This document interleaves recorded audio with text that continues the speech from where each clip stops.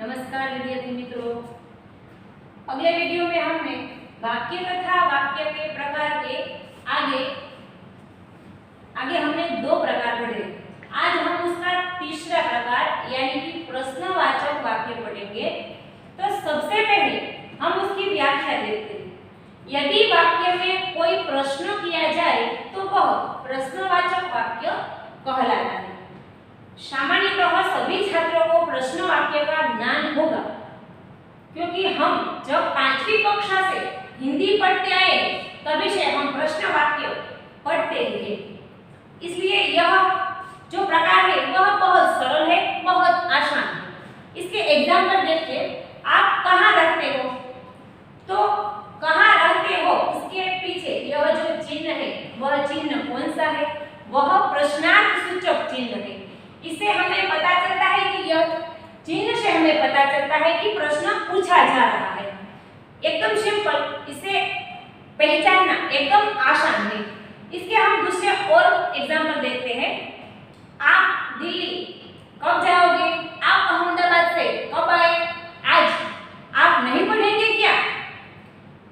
इसके कई प्रश्न वाक्य बन सकते हैं, क्योंकि हमने अगली कक्षा में भी प्रश्न वाक्य का ज्ञान प्राप्त किया है, इसलिए यह आसान है।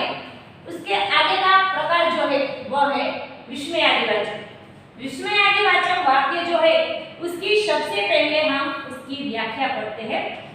यदि वाक्य में विस्मय, शोक, हर्ष, घृणा, खुशी आदि का भाव व्यक्त होता है उसे विस्मयादिवाचक वाक्य कहते हैं। उसका एग्जाम्पल देखिए। अरे कितना सुंदर घर। तो हमने यह वाक्य पढ़ा तो हमें पता चला कि यह वाक्य में विस्मयादिवाचक वाक्य में अरे के बाद यह चिन्ह आता है। और यह चिन्ह यानी कि कौन सा, यह चिन्ह यानी कि उद्गार चिन्ह। समझ में आया।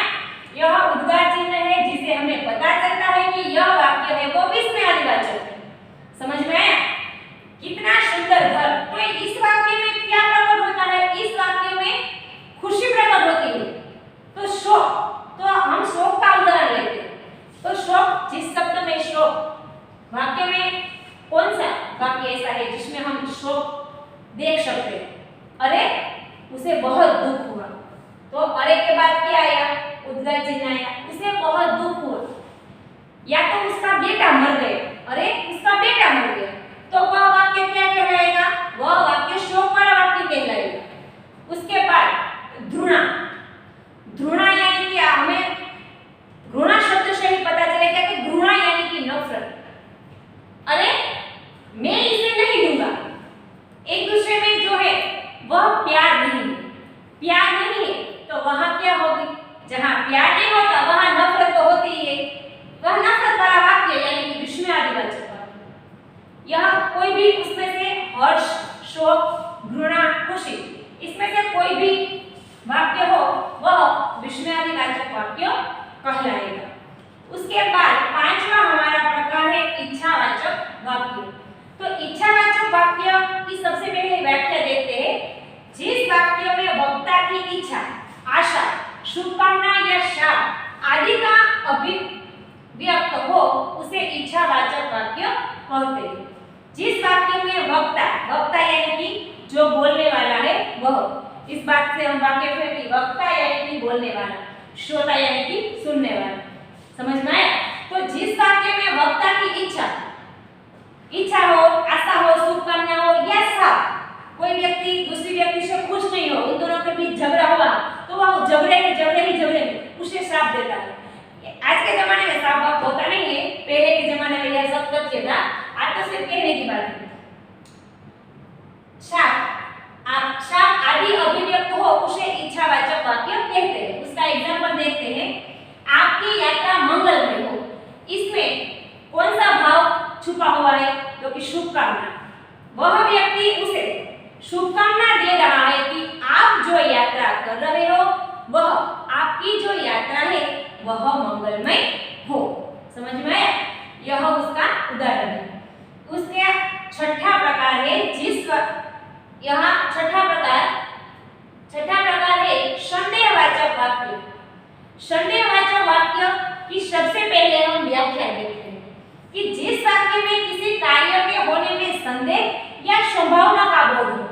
उसे संदेहवाचक वाक्य कहते हैं। हमें जिस वाक्य में कार्य करने वाला है वह कार्य करने में हमें शंकास्पद लगे वह वाक्य यानी कि संदेहवाचक वाक्य।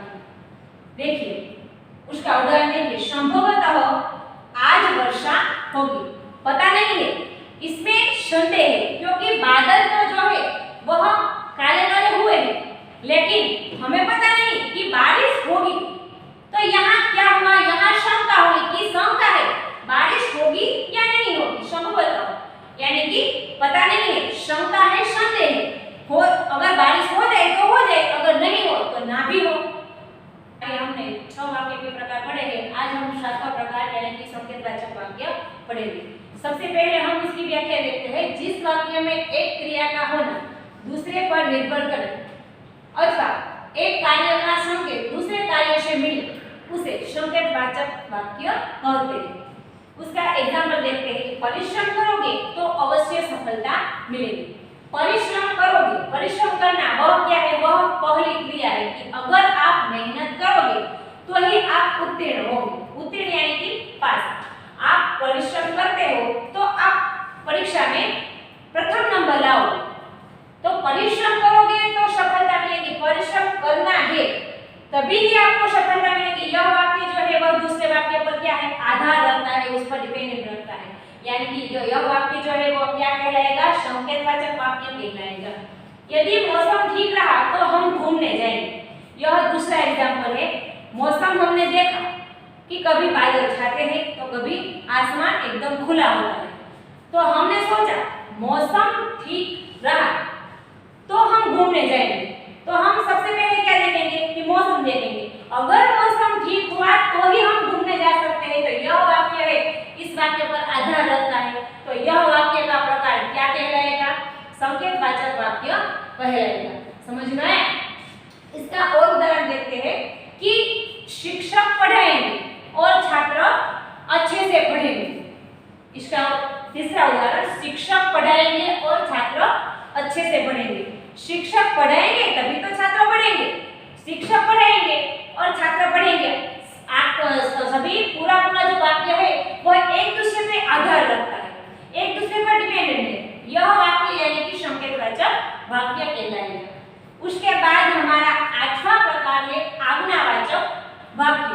उसे हम दूसरे शब्द में विधिवाचक वाक्य भी कहते हैं।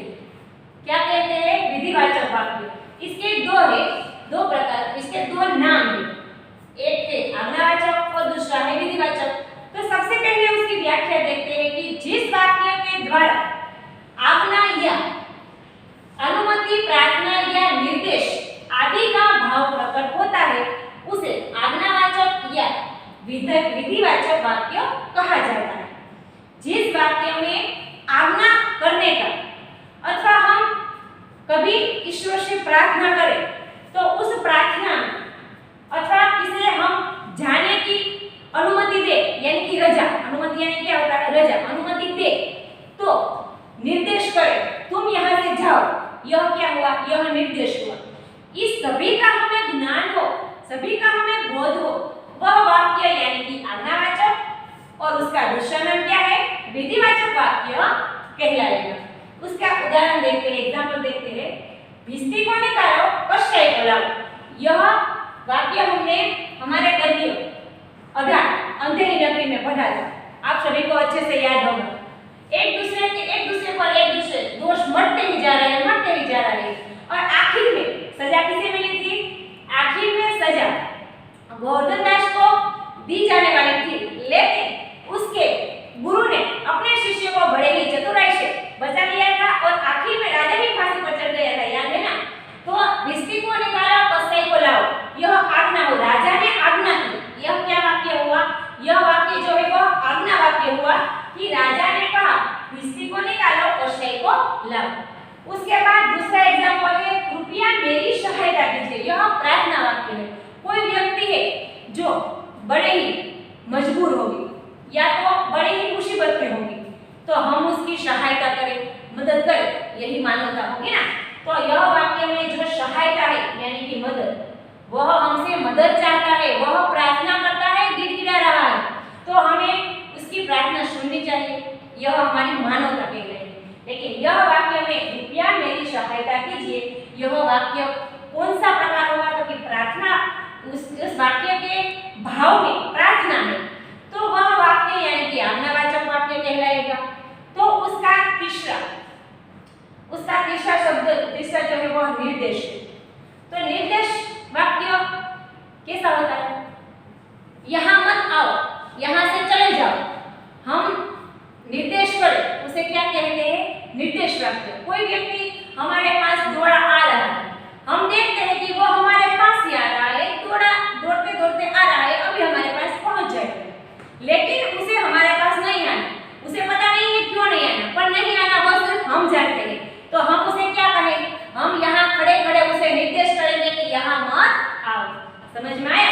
उसके बाद अनुमति। कोई व्यक्ति है, यानी कि अगर कोई शाला है तो शाला में कई सारे छात्र पढ़ रहे होंगे, तो उस सारे छात्रों में से कोई छात्र ऐसा होगा कि उसे पढ़ने में अनकंफर्टेबल लगे, अथवा तो उसे कोई दूसरा कार्य करने के लिए बाहर जाना पड़े, तो वो शिक्षक से क्या लेगा? अनुमति लेगा कि मैं बाहर जाऊं। पहले पूछेगा कि मैडम मैं बाहर जाऊं, तो यह क्या हुआ? यह अनुमति। और मैडम उसे जो जवाब दे कि हाँ तुम जा सकते हो, यह क्या हुआ? यह अनुमति। उसने यह वाक्य में अनुमति हमें मालूम होती है, यानी कि यह वाक्य आज्ञावाचक वाक्य कहलाएगा। समझ